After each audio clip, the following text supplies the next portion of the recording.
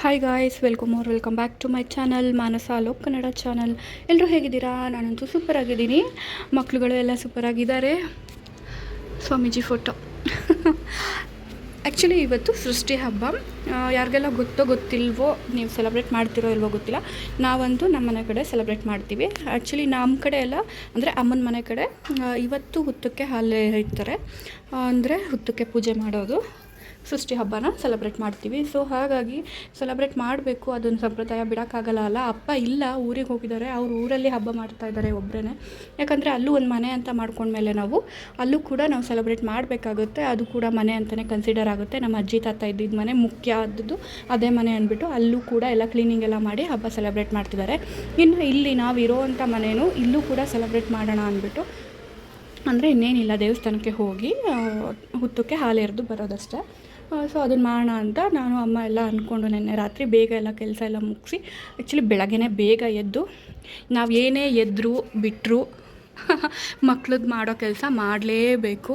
ಅವರ ಡೈಪರ್ಗಳದ್ದು ಇದೆಲ್ಲ ಒಗೆದ್ಬಿಟ್ಟು ಒಣಗಾಕಿ ಬೆಳಗ್ಗೆನೇ ಎದ್ದು, ಆಮೇಲೆ ಮಧ್ಯಾಹ್ನಕ್ಕೆ ಸಾಂಬಾರಿಗೂ ಕೂಡ ಎಲ್ಲ ತರಕಾರಿನ ಬೆಂಡೆಕಾಯಿ ತೊಳೆದ್ಬಿಟ್ಟು ಒಣಗಾಕಿದ್ದೀವಿ.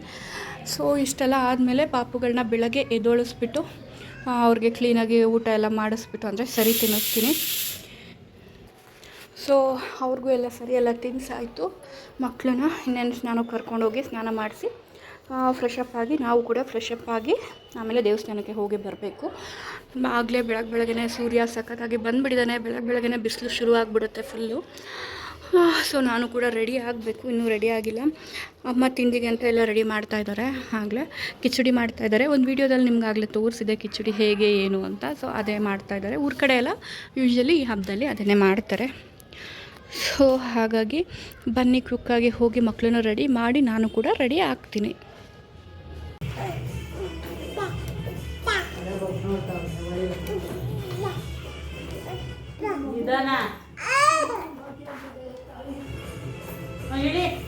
ಸಿಗುತ್ತೆ, ಇಳಿಸ್ಬಾರೆ ಧರಣಿ, ಕೈ ಇಟ್ಬೇಡ, ಸಿಗಾಕಳುತ್ತೆ. ಅಮ್ಮಿ ಕೈ ಸಿಗಾಕಳುತ್ತೆ, ಬಾ.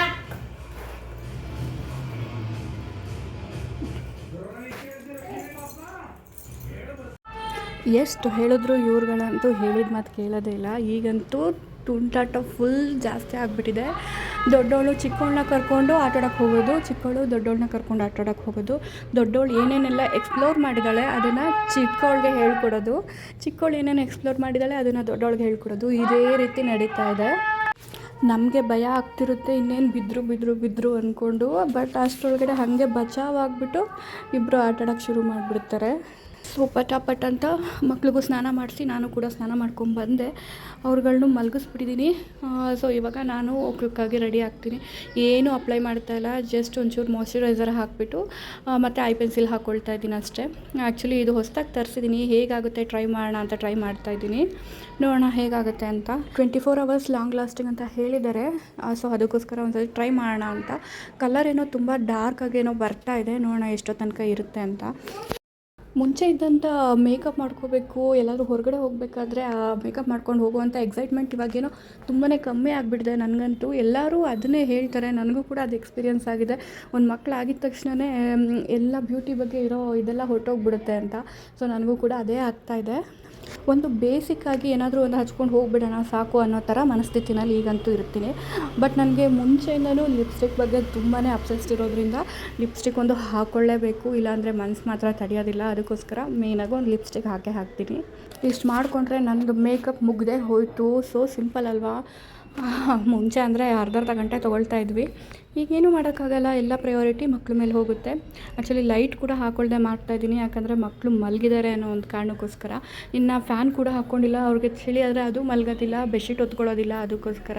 ಸೊ ಇದೇ ಥರ ಸೆಕೆಂಡಲ್ಲಿ ಕಷ್ಟಪಟ್ಕೊಂಡು ರೆಡಿಯಾಗಿ ಒಂದು ರಿಬ್ಬನ್ ಕೂಡ ಇಟ್ಕೊಂಡು ಕೆಳಗೆ ಹೋಗ್ತೀನಿ. ಯಾಕಂದರೆ ಇನ್ನೂ ಕೂದಲು ಒಣಗಿಲ್ಲ, ಕೆಳಗಡೆನೇ ತಲೆ ಬಾಚಿಕೊಂಡು ಆಮೇಲೆ ಹೊರಡೋಣ ಅಂತ. ಹೊರಡೋ ಅಷ್ಟೊತ್ತಿಗೆ ಇನ್ನೂ ಏನೇನು ಅವತಾರ ಆಗುತ್ತೋ ಗೊತ್ತಿಲ್ಲ, ನೋಡಬೇಕು. ಇನ್ನು ಹೇರ್ ಕೇರ್ ಎಲ್ಲ ಚೆನ್ನಾಗಿ ಮಾಡ್ತಿರೋದ್ರಿಂದ ಬೇಬಿ ಹೇರ್ಸ್ ಎಲ್ಲ ಚೆನ್ನಾಗಿ ಬರ್ತಾ ಇದೆ, ರೀಗ್ರೋತ್ ಚೆನ್ನಾಗಿ ಕಾಣ್ತಾ ಇದೆ. ಸೊ ಅದಕ್ಕೊಂದು ಖುಷಿ ಆಗ್ತಾಯಿದೆ. ಅದು ಪೂರ್ತಿ ನನ್ನ ಕೂದಲಷ್ಟು ಬರೋ ಅಷ್ಟೊತ್ತಿಗೆ ಇನ್ನೂ 1 ವರ್ಷನಾದರೂ ಬೇಕು.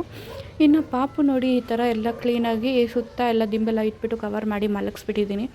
ಇನ್ನು ಅಮ್ಮ ಸ್ನಾನದಿಂದ ಬಂದು ಅವ್ರು ರೆಡಿಯಾಗಿ ಎಲ್ಲ ದೇವ್ರ ಪೂಜೆ ಮಾಡಿ ಹೊರಡೋ ಅಷ್ಟೊತ್ತಿಗೆ ಇನ್ನೂ ಅರ್ಧರಿಂದ ಮುಕ್ಕಾಲು ಗಂಟೆ ಆಗುತ್ತೆ. ಅಲ್ಲಿ ತನಕ ಮಕ್ಕಳು ಮಲಗಿದ್ರೆ ನಮಗೂ ಸ್ವಲ್ಪ ಕೆಲಸ ಮಾಡ್ಕೊಳ್ಳೋಕ್ಕೆ ಈಸಿ ಆಗುತ್ತೆ ಅಂತ ಬೇಗ ಮಲಗಿಸ್ಬಿಟ್ಟಿರೋದು. ಇವಳನ್ನೂ ಕೂಡ ಕರ್ಕೊಂಬಂದು ಮಲಗಿಸ್ಬಿಟ್ಟಿದ್ದೀನಿ. ಅವಳು ಮಲ್ಕೊಂಬಿಟ್ಟಿದ್ದಾಳೆ. ಹಾಗಾಗಿ ಈಗ ಏನೂ ಸೌಂಡ್ ಇಲ್ದೇನೆ ನಿಧಾನಕ್ಕೆ ಏನೇನು ಬೇಕು ಎಲ್ಲ ಕೆಲಸಗಳನ್ನ ಮಾಡ್ಕೋಬೇಕು. ಇನ್ನು ಪೂಜೆಗೆಲ್ಲ ರೆಡಿ ಮಾಡ್ಕೋಬೇಕು. ಅದಕ್ಕೋಸ್ಕರ ಬಂದೆ, ಕೆಳಗಡೆ ಬಂದು ಎಲ್ಲ ಮಾಡ್ಕೊಳ್ತಾ ಇದ್ದೀನಿ. ಸೊ ಪಾಪುಗೆ ಇದು ಸೀಮೆ ಬದನೆಕಾಯಿ ಸ್ವಲ್ಪ ಪೆಪ್ಪರ್ ಹಾಕಿಬಿಟ್ಟು ಇಟ್ಟಿದ್ದೀನಿ. ಇದನ್ನು ಕೂಗಿಸ್ಕೋಬೇಕು. ಇಲ್ಲಿ ಇನ್ನೊಂದರಲ್ಲಿ ಆಗಲೇ ತಿಂಡಿಗೆ ಕಿಚಡಿನ ರೆಡಿ ಮಾಡಿದ್ದಾರೆ. ಸೊ ಅದು ನೋಡಿ ಈ ಥರ ಕಾಣುತ್ತೆ. ನಿಮಗೆಲ್ಲ ಮುಂಚೆನೇ ಇನ್ಫಾರ್ಮ್ ಮಾಡಿದ್ದೀನಿ ಹೇಗಿರುತ್ತೆ, ಹೇಗೆ ಮಾಡ್ತಾರೆ ಏನು ಅಂತ. ಕಿಚಡಿ ತುಂಬಾ ಚೆನ್ನಾಗಿರುತ್ತೆ ತಿನ್ನೋದಕ್ಕೆ. ಸೊ ಇದನ್ನು ತೆಗೆದ್ಬಿಟ್ಟು ಪಾಪುಗೆ ತಿಂಡಿ ರೆಡಿ ಮಾಡಿ ಇಟ್ಕೊಂಡ್ರೆ, ತಿಂಡಿ ಮೀನ್ಸ್ ಊಟ, ನಾವು ಬಂದಿದ ತಕ್ಷಣ ಇದನ್ನು ತಿನ್ನಿಸೋದಕ್ಕೆ ಸರಿ ಹೋಗುತ್ತೆ. ಬರೀ ಇದನ್ನೇ ತಿನ್ನಿಸಲ್ಲ, ಆ ಕಿಚಡಿ ಜೊತೆ ಇದು ಸಾಂಬಾರು ಥರ ಇದು ರೆಡಿ ಮಾಡಿಬಿಟ್ಟು ತಿನ್ನಿಸ್ತೀನಿ. ಸೊ ಮಕ್ಕಳು ಖುಷಿಯಿಂದ ತಿಂತಾರೆ, ಉಪ್ಪು ಖಾರ ಎಲ್ಲ ಇರೋದ್ರಿಂದ.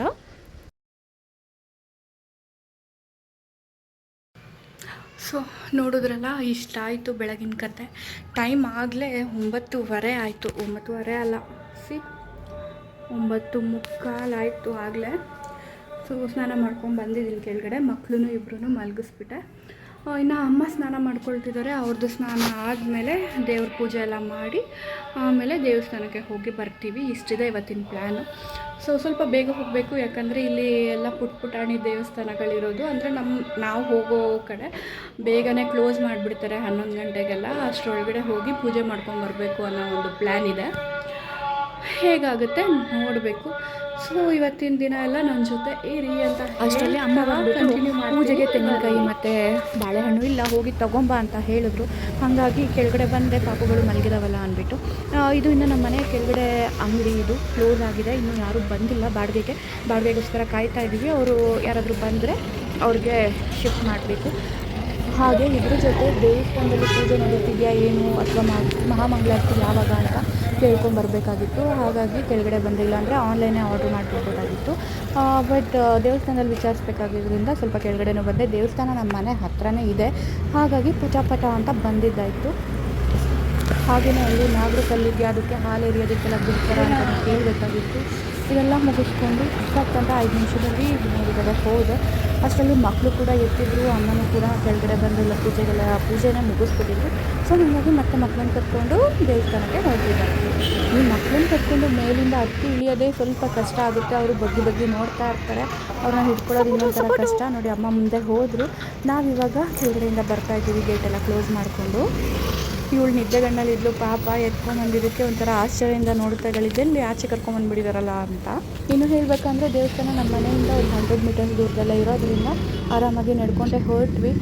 ಏನು 2 ನಿಮಿಷದಲ್ಲಿ ಹೋಗ್ಬಿಡ್ಬೋದು ದೇವಸ್ಥಾನದ ಹತ್ರ. ನೋಡಿ ಅಲ್ಲೇ ಕಾಣ್ತಾ ಇದೆಯಲ್ಲ, ಅದೇ ದೇವಸ್ಥಾನ. ಅಮ್ಮ ಧರಣಿನಾಗ ಹೊಡ್ಕೊಂಡು ಹೋಗ್ತಾ ಇದ್ದಾರೆ. ಇನ್ನು ನಾನು ಮೊದಲು ಕೇಳ್ಕೊಂಬರಕ್ಕೆ ಹೋದಾಗ ಅವಾಗಿನ್ನೂ ಮಂಗಳಾರತಿ ಆಗ್ತಾ ಇದ್ದಿದ್ದರಿಂದ ಜನ ತುಂಬ ತುಂಬ್ಕೊಂಡಿದ್ರು. ಬಟ್ ಇವಾಗ ಅದೆಲ್ಲ ಆಗೋಗಿದೆ, ಜನಗಳು ಜಾಸ್ತಿ ಇಲ್ಲ. ಹಾಗಾಗಿ ಸ್ವಲ್ಪ ನಮಗೆ ಪೂಜೆ ಮಾಡೋದಕ್ಕೆ ಈಸಿ ಆಯಿತು. ಇಲ್ಲಾಂದರೆ ಮಕ್ಕಳನ್ನ ಕರ್ಕೊಂಡು ತುಂಬಾ ಕಷ್ಟ ಆಗಿಬಿಡುತ್ತೆ. ಇಬ್ಬರು ಒಬ್ರೊಬ್ರನ್ನ ಎತ್ಕೊಂಡಿರ್ತೀವಿ, ನಾವು ಪೂಜೆ ಮಾಡೋದಕ್ಕೆ ಆಗೋದಿಲ್ಲ. ಮೇಯ್ನಾಗಿ ಹಾಲು ಎರಿಯೋದಕ್ಕೆ ಆಗೋದಿಲ್ಲ. ಅದಕ್ಕೋಸ್ಕರ ಸ್ಟಾರ್ಟಿಂಗ್ ಸ್ವಲ್ಪ ಧರಣಿ ಕುಯ್ಯೋ ಅಂದರು. ಆಮೇಲೆ ಸರಿ ಹೋಗ್ಬಿಟ್ಲು. ಜನಗಳನ್ನ ನೋಡಿ, ಅಲ್ಲೆಲ್ಲ ವೈಬ್ಸ್ನ ನೋಡಿ ಸೈಲೆಂಟ್ ಆಗಿಬಿಟ್ಲು. ಅಮ್ಮ ಕೂಡ ಅವಳನ್ನ ನನ್ನ ಹತ್ರ ಕೊಟ್ಬಿಟ್ಟು ಅವ್ರು ಆರಾಮಾಗಿ ಪೂಜೆ ಮಾಡ್ಕೊಳ್ಳೋದಕ್ಕೆ ರೆಡಿ ಮಾಡಿಕೊಂಡ್ರು.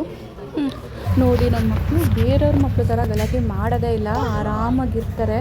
ನೋಡಿ ಎಷ್ಟು ಚೆನ್ನಾಗಿ ಇಬ್ಬರು ಒಟ್ಟಿಗೆ ಕೂತ್ಕೊಂಡು ಏನು ಮಾಡ್ತಾಯಿದ್ದಾರೆ ಅಂತ ನೋಡ್ತಾ ಕೂತ್ಕೊಂಡ್ಬಿಟ್ಟಿದ್ದಾರೆ. ಅದ್ರ ಜೊತೆ ಅಲ್ಲಿ ಗಂಟೆ ಸೌಂಡು ಮತ್ತು ಕೆಲವೊಬ್ಬರು ಅಲ್ಲಿ ಮಂತ್ರ ಹೇಳ್ತಾಯಿದ್ರು, ಅದನ್ನು ಎಲ್ಲ ಕೂತಿದ್ರು.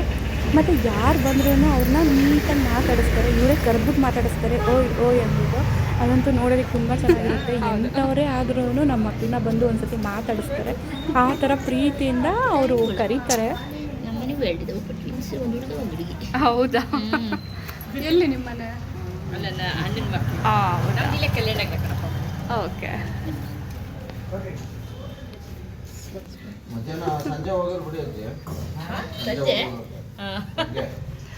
ಸಂಜೆ ಹೋದ್ರೆ ಆಯ್ತು. ತರಕಾರಿ ಡೈರಿ ತಗೊಂಬರೋದು. ಇನ್ನೂ ಒಂದು ಬೇಜಾರಿನ ವಿಷಯ ನಿಮ್ಮ ಜೊತೆ ಹಂಚ್ಕೋಬೇಕು. ಏನು ಅಂದರೆ, ನಾನು ಮುಂಚೆ ಮಕ್ಕಳಾಗೋದಕ್ಕಿಂತ ಮುಂಚೆ ಒಂದು ಕಡೆ ವರ್ಕ್ ಮಾಡ್ತಾಯಿದ್ದೆ. ತುಂಬ ದೊಡ್ಡ ಕಂಪ್ನಿನೇ ಅದು. ಸೊ ಹೆಸರೆಲ್ಲ ಹೇಳೋದು ಬೇಡ. ಅವ್ರ ಹತ್ರ ನಾನು ನೀಟಾಗಿ ಹೇಳಿ ಮೆಟರ್ನಿಟಿ ಲೀವ್ ಅಂತಲೇ ಹೇಳಿ 6 ಮಂತ್ಸ್ ಲೀವ್ ಹಾಕಿದ್ದೆ. ಆಮೇಲೆ ಸ್ವಲ್ಪ ತುಂಬ ವರ್ಷದಿಂದ ವರ್ಕ್ ಮಾಡ್ತಿದ್ದರಿಂದ ಅಲ್ಲಿ ಅವ್ರ ಹತ್ರ ಎಲ್ಲ ಮ್ಯಾನೇಜರ್ ಹತ್ರ ಎಲ್ಲ ಹೇಳಿ ಕೇಳಿಕೊಂಡು HR ಹತ್ರ ಎಲ್ಲ ಮಾತಾಡಿ ಸ್ವಲ್ಪ ದಿನ ಎಕ್ಸ್ಟೆಂಡ್ ಮಾಡಿ 1 ಇಯರ್ or 2 ಇಯರ್ಸ್ ಅಂದರು ಓಕೆ ಅಂತ ಅವ್ರು ಹೇಳಿದ ಮೇಲೇ ನಾನು ಮೆಟರ್ನಿಟಿ ಲೀವ್ ಅಂತ ಹೇಳಿ 6 ಮಂತ್ಸ್ ಲೀವ್ ಹಾಕಿಬಿಟ್ಟು ಬಂದಿದ್ದೆ. ಸೊ ಅದು ಮುಗಿದು 1 ಇಯರ್ 2 ಮಂತ್ಸ್ ಆಯಿತು. ಓಕೆ, ಅದಲ್ಲ ವಿಷಯ. ಬಟ್ ಇವಾಗ ಅವ್ರು ಕಾಲ್ ಮಾಡಿದರು HR ಅವರು, ತುಂಬ ದಿನ ಆಯ್ತಲ್ಲಮ್ಮ ಬರಲಿಲ್ಲ ಹಾಗೆ ಹೀಗೆ ಅಂತ. ಸೊ ನಾನು ಹೇಳಿದೆ, ಇಲ್ಲ ಸರ್, ನಾವು ಹೇಳಿದ್ನಲ್ಲ ಮುಂಚೆನೇ ಸ್ವಲ್ಪ ಲೇಟ್ ಆಗುತ್ತೆ, 2 ವರ್ಷದ ಮೇಲೆ ಆಗುತ್ತೆ ನಾನು ಬರೋದು ಅಂತ. ನೋ ಪ್ರಾಬ್ಲಮ್ ಅಂತ ಹೇಳಿದ್ರಿ ಅಂತ. ಬಟ್ ಅವ್ರು ಮರ್ತಿದ್ರೋ ಏನು ಕತೆನೋ ಗೊತ್ತಿಲ್ಲ. ಇಲ್ಲಮ್ಮ ಅಷ್ಟು ವರ್ಷ ಎಲ್ಲ ಆಗೋದಿಲ್ಲ, ರಿಸೈನ್ ಮಾಡಿ ಬರೋದಕ್ಕಾಗಲಿಲ್ಲ ಅಂದರೆ ಹಾಗೆ ವಾಟ್ಸಪ್ಪಲ್ಲಿ ರಿಸೈನ್ ಮಾಡಿ ಕಳಿಸಿ ಲೆಟರ್ ಟೈಪ್ ಮಾಡಿ ಅಂತ ಹೇಳಿದ್ರು. ಓಕೆ, ನನಗೆ ಅದಕ್ಕೇನೂ ಬೇಜಾರಿಲ್ಲ. ಯಾಕಂದರೆ ನನ್ನ ಪೋಸ್ಟಿಗೆ ಯಾರನ್ನಾರು ಅವ್ರು ತೊಗೊಳ್ಳೇಬೇಕು, ನನಗೆ ಅಂತ ಕಾಯ್ಕೊಂಡು ಕೂತ್ಕೊಳ್ಳೋದಕ್ಕಾಗೋದಿಲ್ಲ. ಸರಿ ಸರ್ ಆಯಿತು ಅಂತ ಹೇಳಿದೆ. ಅದಾದಮೇಲೆ ನಂದು ಆ್ಯಕ್ಚುಲಿ ರೀಜಾಯ್ನಿಂಗ್ ನನ್ನ ಮೈಂಡ್ ಇದ್ದಿದ್ದರಿಂದ ನಾನು ಅವ್ರಿಗೆ ಕೇಳಿದೆ, ಏನು ಸರ್ ನೆಕ್ಸ್ಟು ಬರೋ ಹಾಗಿದ್ರೆ ನನಗೆ ಆ ಬೋನಸ್ದು ಮತ್ತು ಬೋನಸ್ ಎಲ್ಲ ತುಂಬಾ ಪೆಂಡಿಂಗ್ ಇತ್ತು. ಯಾಕಂದರೆ ನಾನು ಲೀವ್ ಹಾಕಿ ಜಸ್ಟ್ 2 ಡೇಸ್ಗೆ ನನಗೆ 1 ಇಯರ್ ಬೋನಸ್ ಬಂತು. ಬಟ್ ನನಗೆ ಅದು ಐಡಿಯಾನೇ ಇರಲಿಲ್ಲ ಅವಾಗ ಬರುತ್ತೆ ಅಂತ. ಆಮೇಲೆ ಕೇಳಿದ್ದಕ್ಕೆ ನನಗೆ ಮಾತ್ರ ಬರಲಿಲ್ಲ. ಯಾಕೆ ಸರ್ ನನಗೆ ಬರಲಿಲ್ಲ? ಯಾಕಂದರೆ ನಾನೇನು ರಿಸೈನ್ ಮಾಡಿರಲಿಲ್ಲ, ರೀಜಾಯ್ನ್ ಆಗ್ತೀನಿ ಅಂತಲೇ ತಾನೇ ಹೇಳಿದ್ದೆ ಅಂತ. ಬಟ್ ಅವರು, ಇಲ್ಲಮ್ಮ ನೀವು ವೆಟರ್ನಿಟಿ ಲೀವ್ ಹಾಕಿದ್ದೀರಾ, ಇನ್ನು ನೀವು ಬರ್ತಿರೋ ಇಲ್ವೋ ಗೊತ್ತಿಲ್ಲ, ನಾವು ಅದಕ್ಕೆ ನಿಮಗೆ ಬೋನಸ್ ಕೊಟ್ಟಿಲ್ಲ ಅಂತ ಅಂದ್ಬಿಟ್ರು. ನಾನು ಅವಾಗೆಲ್ಲ ಗಲಾಟೆ ಮಾಡೋದಕ್ಕೆ ಹೋಗಲಿಲ್ಲ. ನೋಡೋಣ, ಇನ್ನೂ ರೀಜಾಯ್ನ್ ಇದೆಯಲ್ಲ, ಆವಾಗ ಅದನ್ನೆಲ್ಲ ಕ್ಲೈಮ್ ಮಾಡ್ಕೊಳ್ಳೋಣ ಅಂತಲೇ ಇದ್ದಿದ್ದು. ಅವರು ಕೂಡ ಅದೇ ಅಂದರೆ, ನೀವು ರೀಜಾಯ್ನ್ ಮಾಡಿದ್ರೆ ಖಂಡಿತ ನಿಮಗೆ ಎಲ್ಲ ಕ್ಲೈಮ್ ಆಗೇ ಆಗುತ್ತೆ, ಏನು ಚಿಂತೆ ಮಾಡಬೇಡಿ ಅಂತ. ಸರಿ ಆಯಿತು ಅಂತ ಸುಮ್ಮನೆ ಅದೇ. ಆಮೇಲೆ ನಂದು ಲೀವ್ ಬ್ಯಾಲೆನ್ಸ್ ಕೂಡ 21 ಡೇಸಿನ ಲೀವ್ ಬ್ಯಾಲೆನ್ಸ್ ಇತ್ತು. ಸೊ ಅದಕ್ಕೆ ಅವರು ಸ್ಯಾಲ್ರಿ ಕೊಡಬೇಕು, ಇಲ್ಲಾಂದರೆ ಅದನ್ನು ಕ್ಯಾರಿ ಫಾರ್ವರ್ಡ್ ಆಗುತ್ತೆ ಅಂತ ಹೇಳಿದರು. ನಾನು ಹೇಳಿದೆ, ಇಲ್ಲ ನೆಕ್ಸ್ಟ್ ನಾನು ಜಾಯ್ನ್ ಆದಾಗ ಕ್ಯಾರಿ ಫಾರ್ವರ್ಡ್ ಮಾಡ್ಕೊಳ್ತೀನಿ, ಯಾಕಂದರೆ ನನಗೆ ಅವಾಗ ಹಣದ ಅಗತ್ಯ ಇರಲಿಲ್ಲ. ಸೊ ಹಾಗಾಗಿ ನಾನು ಅದನ್ನು ಅಲ್ಲೇ ಬಿಟ್ಟೆ. ಎಲ್ಲ ಕ್ಯಾಲ್ಕುಲೇಟ್ ಮಾಡಿದ್ರೆ ಒಂದು 35-40 ಸಾವಿರ ರೂಪಾಯಿ ಈಗ ವರ್ತ್ ಆಗುವಷ್ಟು ನನಗೆ ಲಾಸ್ ಆಗಿದೆ. ಇವಾಗ ಏನೂ ನಿಮಗೆ ಬರೋದಿಲ್ಲ, ನೀವು ರಿಸೈನ್ ಮಾಡ್ತಾಯಿದ್ದೀರಾ, ಹಾಗಾಗಿ ನಿಮ್ಗೆ ಅವೆಲ್ಲ ಏನೂ ಕೂಡ ಸಿಗೋದಿಲ್ಲ ಅಂತ ಹೇಳಿಬಿಟ್ರು ಡೈರೆಕ್ಟಾಗಿ. ಯಾಕೆ ಸರ್ ಹಿಂಗೆ ಮಾಡ್ತೀರಾ? ಬೇರೆಯವರೆಲ್ಲ ಹಿಂಗೆ ನನ್ನ ಕಣ್ಣು ಮುಂದೆನೇ ಎಷ್ಟು ಜನ ಎಷ್ಟು ದೊಡ್ಡ ದೊಡ್ಡ ಪೋಸ್ಟಲ್ಲಿರೋರೇ ಒಂದು ಇನ್ಫಾರ್ಮ್ ಮಾಡ್ದೇನೆ, ಒಂದು ನೋಟಿಸ್ ಪೀರಿಯಡ್ ಮಾಡ್ದೇನೆ ಹಂಗೆ ಕೆಲಸ ಬಿಟ್ಟು ಹೋಗಿರೋರಿದ್ದಾರೆ.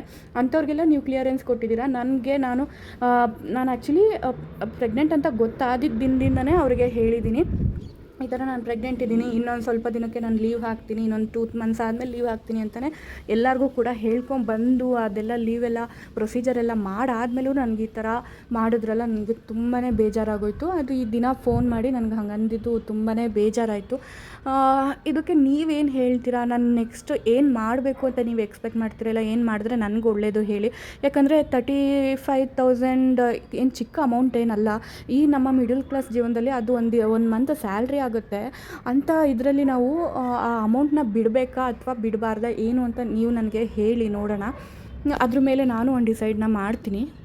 ಈ ಹಬ್ಬದ ಖುಷಿ ಇದೆಲ್ಲ ಒಂದೇ ಒಂದು ಫೋನ್ ಕಾಲಿಂದ ನನಗೆ ಕಳೆದೋಯ್ತು ಅಂತ ಹೇಳ್ಬೋದು. ಹಾಗಾಗಿ ಮುಂದೆ ನಾನು ಏನೂ ವೀಡಿಯೋನೇ ಮಾಡ್ಕೊಳ್ಳೋದಕ್ಕೆ ಹೋಗಲಿಲ್ಲ. ಸ್ವಲ್ಪ ಮೂಡ್ ಔಟ್ ಆಯಿತು. ಯಾಕಂದರೆ ನಾನು ತುಂಬ ದಿನದಿಂದ ವೆಯ್ಟ್ ಮಾಡ್ತಾಯಿದ್ದೆ ಇದಕ್ಕೋಸ್ಕರ. ಅಕಸ್ಮಾತ್ ನಾನು ಏನೋ ಡಿಸೈಡ್ ಮಾಡಿ ಇದು ಮಾಡ್ತೀನಿ ಅಂದ್ರೂ, ನೆಕ್ಸ್ಟ್ ರಿಸೈನ್ ಮಾಡ್ತೀನಿ ಅಂದ್ರೂ ನನಗೆ ಇವೆಲ್ಲ ಅಮೌಂಟ್ ಬರುತ್ತೆ. ಅಟ್ಲೀಸ್ಟ್ ಹೆಂಗೋ ಒಂದು ಸ್ವಲ್ಪ ದಿನ ಸರ್ವೈವ್ ಮಾಡ್ಬೋದು ಅಂತ ಅಂದ್ಕೊಂಡಿದ್ದೆ. ಬಟ್ ಸಡನ್ನಾಗಿ ಈ ಥರ ಅಂದಿದ್ದು ನೋಡಿ ನನಗೆ ಫುಲ್ ಶಾಕ್ ಆಯಿತು. ಇಡೀ ದಿನದ ಮೂಡ್ ಔಟೇ ಆಗೋಯ್ತು ಅಂತ ಹೇಳ್ಬೋದು.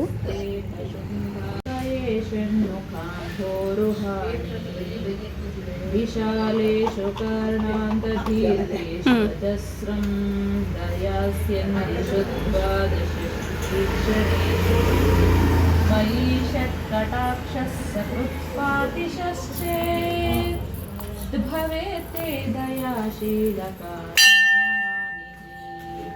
ಸುತಾಂಗೋದ್ಭವೋ ಮೇತಿ ಜೀವೇತಿ ಷಡ್ಭಾ ಜಪನ್ಮಂತ್ರಮೀಶೋ ಮುದಾ ಜಿಘ್ರತೆ ಜಗದ್ಭಾರದುದ್ಯೋ ಜಗನ್ನಾಥಕೇಭ್ಯಃ ಕಿರೀಟೋಜ್ವಲೇಭ್ಯೋ ನಮೋ ಮಸ್ತಕೇಭ್ಯಃ ಸ್ಫುರದ್ರತ್ನಕೇಯೂರಹಾರ.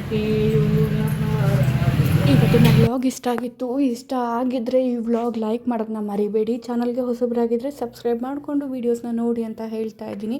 Thank you for watching. ನನ್ನ ಕಷ್ಟ ಸುಖಕ್ಕೆಲ್ಲ ಆಗಿದ್ದಕ್ಕೆ ತುಂಬ ಧನ್ಯವಾದಗಳು. ಬಾಯ್.